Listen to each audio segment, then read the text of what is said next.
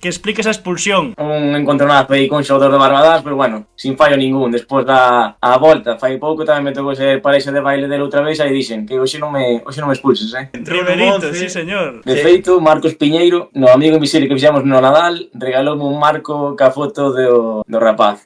Tamén dicía Hugo Losada, hai un penalti nos minutos finais o domingo. Cagaste ao tiralo ou non? No, tiro 100%. É un mérito da hostia de todo o equipo. O que tiña que vir, pois, que veña. Espero que sean 3 puntos ao fin de... Quen sabe si algo máis. Bueno, para en vez de ser un 9, ser un 10 a temporada. Meto aí un pouco o pé onde vexo algo de sitio e tuve suerte que vai para dentro. De feito, o mister sempre me dice que teño que chegar á área, que para los mediapuntas son dianteiros. Non podo acabar a liga con 2 goles solo, que senón igual non teño nin a renovación en noia.